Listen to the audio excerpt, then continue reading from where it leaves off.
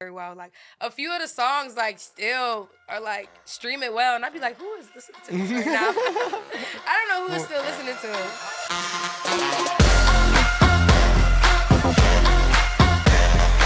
All right, guys. Thanks for joining us on the Elation podcast today. We are here with 504icygrl. What's up? How you doing?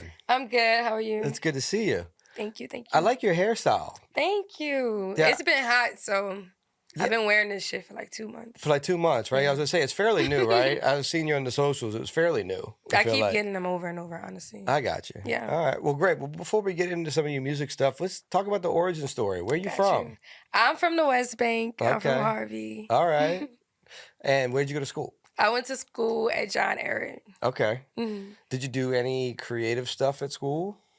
At school, I was mainly into like creative writing, and I would consider cheerleading kind of creative. So yeah, Absolutely, yeah. It's creative. Absolutely, it's creative. Yeah, those was my two things in high school. I got you. Did you have any family members that did anything creative when you were growing up? Growing up, my grandmother was always doing creative stuff, so she was like the main creative person in my life. I got you. What was the number one rule? Number one thing she taught you about being creative? To keep trying, to be patient. I got you. Which is really hard. It's really hard. not being afraid to fail and be patient. Those are two of the big ones. Yeah. All right. Well, tell us a little bit. When did you really start to understand that you wanted to do music? I would say, I think it was like 2019, 2020 is when I was like, I'm definitely... So you caught the bug. Yeah, like this is a passion and I'm going to keep doing it. That's when it really hit. What was the first thing you did that was like, yeah, I get it. I understand what I'm doing now? Honestly, I was making music for a while until it like super hit. But I really think one of my first memories of being like, okay, I'm definitely going to keep making music is when I recorded the Get Rich and Licks video in Los Angeles, and when I recorded the Hello Kitty video. Both of those moments, I was like, yeah, we got to keep doing this. This is fire. I got you. So you went to LA and shot a video? Yeah, that's when I was living in LA, and we shot this fire video at this fire, like, pier space. It was cool. I love that video. So you were going back and forth for a while? Yeah, I was living both for a while, and for the last few months, I've been living in New Orleans. But I really miss the West Coast. I'm not gonna lie. Yeah. So I did that for a while too. I used to call it LA to LA. Yeah. But I was out there for 9 years, and it taught me a lot. It changed my direction in life. It told me where and where not to go. But no matter what, I was coming home. Yeah. You know, what did you think of the people in LA? Did you get the? It's a mixed bag. Like you never really know. Because for me, that was where I was like, eh. Yeah, the people was definitely like a culture shock, but I still liked it. I'm not. No, listen, I will never knock LA in a total sense because I needed it. It did a lot for me, and absolutely, like I said, shaped things that I was doing. Yeah. But coming from New Orleans, going out there, being a Southern, hospitality, want to make everybody happy type of guy. No one gives a shit about that in LA. Oh, no one wants to talk to that guy. Yeah, they gonna suck you dry. Either that or I'm the weird uncle at the bar trying to talk to you. It's like they just, everybody is not where they want to be and everybody's trying to be something else. Yeah, I feel that. But so, well, I guess enjoying it out in LA and coming home, what really was the trigger to come home? Definitely getting more like bookings in New Orleans to where like traveling was a little bit harder because I have like dogs and stuff. Yeah. It just started no kids, no, but they're but like dogs kids. are like kids. Yeah, they're all like right, kids. It started being hard to just go back and forth too much, and we started throwing a little bit more events in New Orleans too. So it just made me make a decision like, let's go back home for like maybe a year and see. And then you stayed. Yeah. Yeah, it's hard to leave this place. Yeah, it is. I'm not gonna lie, but it's kind of easy to leave. I would say you can leave New Orleans, but New Orleans never leaves you. Oh yeah, for That's sure. kind of how I put it. But well, let me ask you this question because for me, the going back and forth is what really showed me I needed to build a place like Elation. Yeah. What was something that you learned going back and forth that you change the way you were approaching things at home?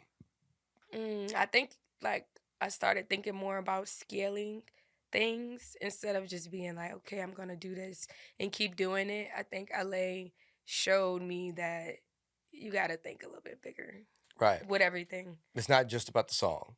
Yeah. Hmm. You know, and that well, and that's what this place is. It was trying to be an all-in-one type of situation. The goal is you can go in and write, record your song, Hmm. and while your editor's making an an edit, you can walk out to the next room and shoot on the psych wall I and feel shoot your you. content. And when you leave with your song and your content and a little bit of promotion, Right. to start with. Hmm. It just kind of gives you a head start, and time is money, so that's one thing that I felt like LA taught me was Yeah. you gotta it's every second, every move, every hour is being changed, or you're doing something, Yeah. otherwise you're wasting your time. Yeah. I feel that. I feel that. Well, so tell me a little bit about your debut album. So honestly, I wouldn't consider any of my projects like my debut album. I really consider all of them EPs and Okay. mixtapes. I don't know explain when I will explain to do a people what ep, debut. mixtape, what's the difference for people that don't understand For that. me, because I feel like these terms be All over the place, changing a that's why I'm lot. asking Yeah. the So question. like for me, at least, a EP is at least 3 songs, maybe even two, just of a vibe that you've been feeling. A mixtape to me is when you want to do an album, but you ain't gonna call it your album because it's probably some throwaways on there. And then an album is when it's like, okay, this is me, all me, no throwaways, like something that you would be like, pick one project for your life, and that's your album. You see what I'm saying? Okay, I got you. Yeah. So how many songs you think you go through before you get to an album? To me, because my projects are never that long, I would probably say like 13 to 15. Okay. Like that's a lot too. But you probably take some off and stuff. Right. Yeah, Hmm. absolutely. So an album's something that you consider putting a whole budget behind, not just Well, they all deserve a throwing out. budget, but like the album, I feel like really have to tell your story, like Right. as a artist and as a person. The mixtapes could just be themes and niches that you like. We all go through little phases Yeah. or whatever, but I Well, I feel feel like your like album has to really show a little bit bigger picture. well, I feel like you have to throw things on the wall to see what sticks too. Hmm. So But that's why the EPs and stuff are good. right, because Hmm. then you're testing things, and then Yeah. what people gravitate to. Oh, I'm gonna do Hmm. my album more like this. Yeah, yeah. Yeah, So awesome. I've been doing hella EPs and mixtapes pretty much since I started. I got you. Hmm. Do you think music videos are still important? I do. I know everybody keep being like short form content, and I love short form content. I shoot short form content. I consume it all day, but I love a good music video. I'm Oh, not me gonna too. lie. Me too. I mean, I feel like Yeah. it's almost our VH1 storytellers, like Mhm. because no one sits down and watches that crap anymore, even though we want to. Mhm. We just don't have time to. Yeah. But I feel like if you do a music video properly, and you have the right story and Mhm. things, it's a mini movie. Yeah. Honestly, like I've been focusing on shooting like lower budget videos, but have a better storyline. Right. Cause then I don't know. I feel like you get the point across. You save your money, and then fans still gravitate it. Yeah. Cause Well, and listen, budgets are relative. mhm. You could be creative with no budget and still make Mhm. something great Yeah, yeah. that People sleep on sticks. it. It's just about what you use around you that you have. Yeah. But no, I agree. I think music videos are an important part of an artist's story. Yeah. I just don't think that they're watched enough True. True. and True. or pushed enough anymore with the industry. Yeah. Because everything is instant. You know. Well, tell me a little bit about your. I know you've been managed by Raj Smooth Mhm. and some other people. Tell me about that journey and being around some people with young money and all that stuff. Tell me a little bit about that journey. Oh yeah. So the Gentilly Agency, I've started working with them over a year ago, and it's been fire because it's very stressful doing like everything as an artist. Mm-hmm. So to have a team of people dedicated to your journey is a huge blessing. So I love working with Raj and the whole team. It's been great. They help with everything from events, bookings, this, like whatever. Oh yeah, shout out And Raj. We love Raj. I always tell people like, bro, when you have enough, when you're actually making money, like you definitely need a good manager Oh, for you need a sure. team. It's a Yeah, because whole it's team. really overwhelming doing it alone. Yeah, you can't think of everything, every decision, every position that you need to do without having a team. Like Hmm. you need to have specific people bringing you specific things, and then you can Yeah, truly isolate and do those things individually. But if you've got everything piling on you at one point, you've got to have protection from some of yeah, that. hmm, Because creatives, we can go yeah. way into our feelings about stuff that we don't even need to be thinking about. Definitely, You definitely. know. So tell us a little bit about the G Nike campaign. What was that all about?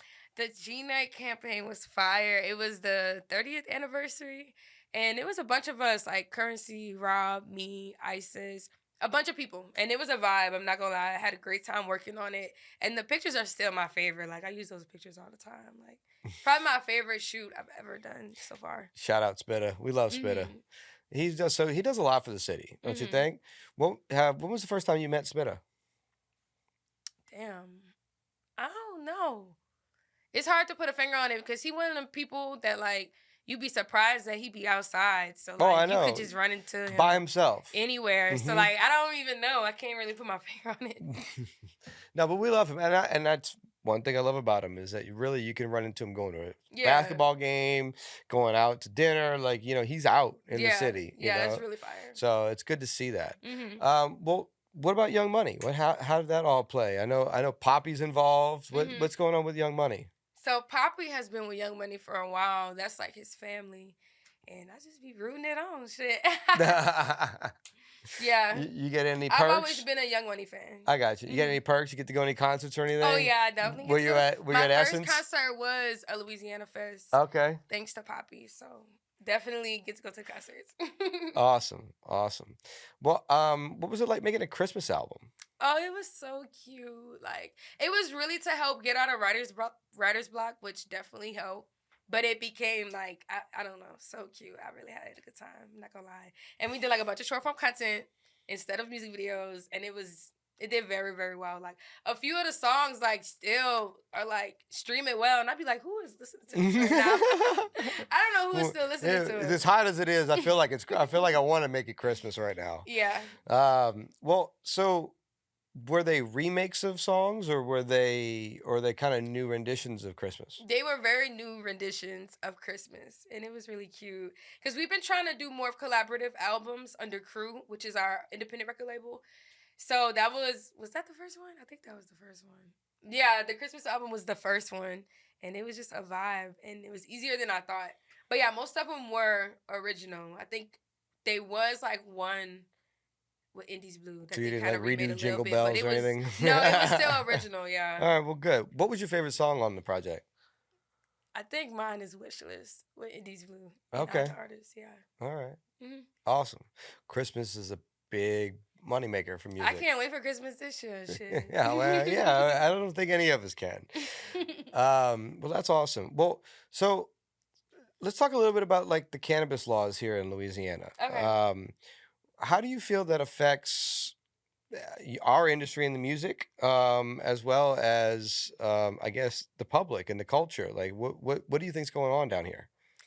I think right now we're in a weird space, but I feel like once the community grows more together, which it has been doing, we're going to be able to be one of those states where we can all have fun, whether it's recreational, medical, or whatever. So Because I have a lot of hope. That's because what I I'm know we going to have a lot say. more drinks coming on. That's why I have a lot of hope. It's Yeah. a whole lot of companies making money, which is great, Hmm. which makes jobs, which makes a whole bunch of people who want to keep it and make it bigger. So Well, I and think that we're gonna get over this hump. yeah, well, and I feel like especially New Orleans is such a drinking town. Mhm. Maybe that's the way it's got to go first. Mhm. Because maybe it has to get into some of these drinking cans and things that people used on daily life to get them to just forget about the other Yeah, side of it. it's really interesting because I feel like the drinks are like not nearly as popular in LA. Like I feel They're like I don't not. really see They're them at not. all. They're Like, not. but in New Orleans, you see them everywhere. Like, Listen, in New Orleans, they're taking over the percentages yeah, on alcohol sales, I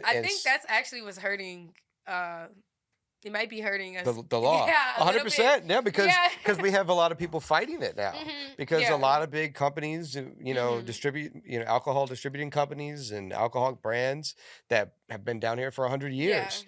And now there all of a needs sudden, to be a truce. yeah. Well, that's the thing. We should all work together 100%. But I feel like it definitely has affected some of the alcohol sales. I think it does, but alcohol, I feel like, will prevail. They've made hella money already. Yeah, like, I don't know, bro, but listen, it's if all I can right. drink, get messed up, and not have a hangover in the morning, my bottle's going thrown in the garbage. I don't even be thinking them drinks are that strong. Like, I drink a lot of them because I like them, and we're always giving them. Yeah. And I love them, don't get me wrong, but, like, if I want to get drunk, I'm going to get drunk. Like, I'm going to still get drunk. It's definitely a different high. It's definitely a different high. I don't No, know. I guess it's like smoking or edibles. Like I smoke. Even though I will eat edibles, I feel like I have a fast metabolism and they don't really affect me that much. Yeah. So so it's the same thing. Like if you want a different experience, you'll eat it.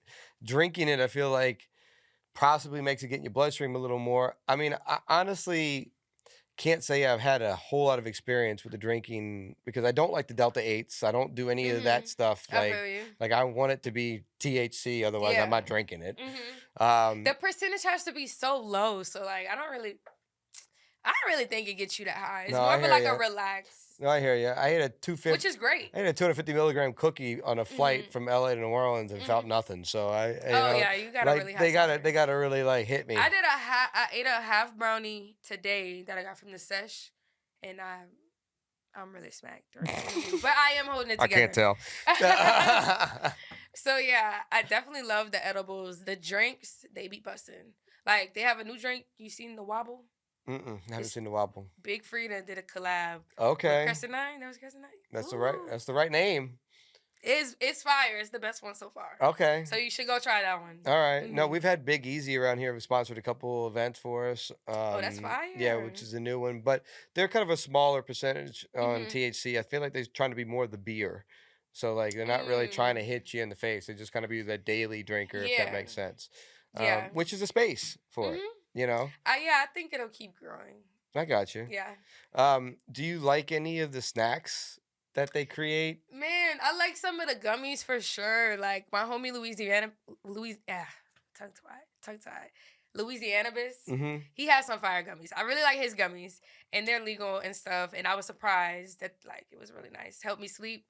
But I was telling Poppy like they need some better snacks. Like you know what I'm saying? 100%. I want to eat something else. No, I don't really like gummies like that. Well, so one thing that I do feel like they're doing in LA and some of these bigger cities is they're experimenting it with regular food.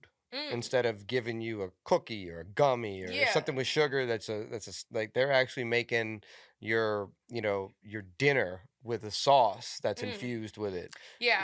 And we've definitely been seeing like cannabis dinners go up. Yeah. Yeah, I feel like I would like that a lot. Yeah? Yeah. That's good to know. Good to know. Yeah, maybe if one of those like in the dark dinners, where you can't see anything, but you. What? No, hell no! I would be so creeped out. I know, right? I would never do that. I would absolutely never do that. Well, good. Well, why don't you tell us a little bit about what brings elation to you in your life? Definitely food, family, and like just good vibes. You know what I'm saying? Awesome. Barbecuing with people. Food is something that doesn't get away from New Orleans. We have to have our food. Yeah, for sure. If it doesn't taste right, I'm not eating it. Facts. Well, so tell us a little bit about if you have anything coming out in the pipeline that you want to tell people to look for, new things coming out, and then let us know your socials, please. Of course. So we dropped the Smoke Something video a few days ago, which is a fire smoking song. Y'all should definitely go check it out. And I'm working on a project right now, a mixtape, not the album. But it's definitely going to be like some bounce and dance vibes. Okay, so awesome. I'm really excited about that. My name is 504icygrl. Y'all can go follow me at 504icygrl. And thank you so much. I appreciate it. Absolutely. Well, thanks for joining us today. And thank you guys for joining us on the Elation Podcast, where we enjoy exhilarating euphoria through creation and life.